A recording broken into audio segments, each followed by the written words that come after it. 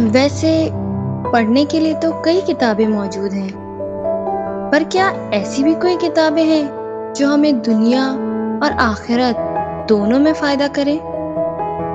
جی ہاں، تو آئیے میری لائبریری میں، بک ان مائی لائبریری۔ السلام علیکم ڈیئر ریڈرز۔ امام حسن ابن علی علیہ السلام ایک بہت ہی مس انڈرسٹوڈ امام۔ کیا ہوا؟ آپ سن کے سرپرائز کیوں ہو گئے؟ کیا ایسا نہیں ہے کہ امام حسن علیہ السلام کے بارے میں لوگ غلط رائے رکھتے ہیں؟ آج ہم بات کریں گے ایک ایسی بک جو امام حسن علیہ السلام پر لکھی گئی ہے، اور اس بک کو جب آپ پڑھیں گے تو شروع میں ہی اس بک کو بتا دیا گیا ہے کہ اس بک کی زیادہ توجہ اس پیس ٹریٹی پر ہے جس وجہ سے لوگ امام حسن علیہ السلام کے بارے میں غلط باتیں کرتے ہیں، کیونکہ اس پیس ٹریٹی نے کافی نیگیٹو پبلسٹی پائی تھی۔ موونگ آن، اس بک کو پبلش کیا ہے ورلڈ اسلامک نیٹ ورک نے، اور ہم آپ کو یہ بک دے رہے ہیں بالکل فری۔ یہ ایک گولڈن اپرچونٹی ہے ریڈرز کے لیے، یعنی جو ریڈنگ کا شوق رکھتے ہیں انہیں ایک انٹرسٹنگ بک پڑھنے کو مل جائے، وہ بھی بنا کچھ سپینڈ کیے۔ So it is a very steal deal, آپ کو ضرور اس بک کو منگانا چاہیے۔ It's time to get inside the book. یہ بک کی شروعات ہوتی ہے امام علی علیہ السلام اور بی بی زہرا سلام اللہ علیہا کے عقد سے، اور پھر اس کے بعد امام حسن علیہ السلام کی ولادت۔ پھر شروع میں ہم دیکھتے ہیں کہ امام علیہ السلام کا علم، کردار، اعمال، عبادت اور پھر ان کی سخاوت، ان ساری ڈیٹیلز کو چھوٹے چھوٹے سیکشنز میں کمپیکٹ سی بک ہے، اسی لیے کور کرنے کی کوشش کی گئی ہے۔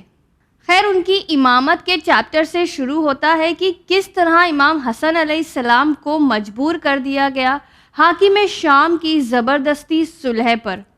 آج امام حسن علیہ السلام کو بیٹھ کر رائے دینا یا ان کے بارے میں اپنی رائے قائم کرنا کہ امام حسن ایسا کرتے تو کتنا اچھا ہوتا، وہ فیصلہ لیتے تو کتنا اچھا ہوتا، یہ سب بہت آسان ہے۔ ریڈر، سب سے پہلے تو یہ بات یاد رکھیں کہ کوئی بھی عام انسان ایک امام کے جتنی حکمت اور علم نہیں رکھتا ہے، تو ہم انہیں سجیسٹ کرنے والے، اوپینین دینے والے کوئی نہیں ہوتے۔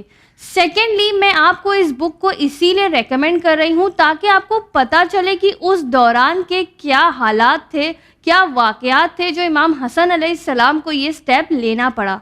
امام علی علیہ السلام کے بعد جب امام حسن علیہ السلام کی امامت کا دور شروع ہوا، تب حاکم شام کو یہ خطرہ ہوا کہ شاید اس کا تختہ الٹ جائے گا، اور تب اس نے امام حسن علیہ السلام کے لوگوں میں اپنے لوگ اس طرح سے بکھرا دیے اور لالچ اور مال و دولت کی طرف لوگوں کو اٹریکٹ کیا۔ ویسے یہ بات سمجھنا اتنا مشکل نہیں ہے۔ کیا ریڈرز، آج ہم نہیں دیکھتے کہ ایسے سیاست دان جو آج بھی لوگوں سے کھوکھلے وعدے کرتے ہیں، اور جو بھولے بھالے لوگ ہوتے ہیں، وہ ان سیاست دانوں کے ان وعدوں میں آ جاتے ہیں، اور پھر کیا ہوتا ہے؟ وہ ایسے سیاست دانوں کو ہمارا حاکم اور حکمران بنا تو دیتے ہیں، لیکن اس کے بعد صرف ہاتھ ملتے رہ جاتے ہیں اور ان کے ہاتھ کچھ نہیں لگتا۔ یہی کچھ ہوا امام حسن علیہ السلام کے زمانے میں۔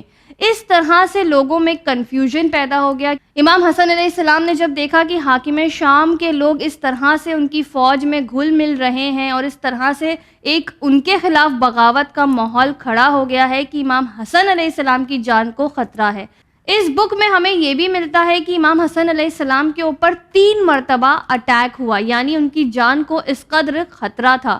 اور پھر یہاں تک کہ جب امام حسن علیہ السلام نے زبردستی صلح نامہ کے لیے راضی ہوئے تو ان کے جملے ہیں اس کتاب میں ملتے ہیں کہ انہوں نے کہا کہ اگر میں یہ جنگ کرتا تو ایک تو مسلمان جو تھے وہ اس دنیا سے ختم ہو جاتے، جڑ سے اکھڑ جاتے، وہیں میرے ہی لوگ جو میرے سپاہی ہیں وہ مجھے گردن سے پکڑ کر حاکم شام کے حوالے کر دیتے۔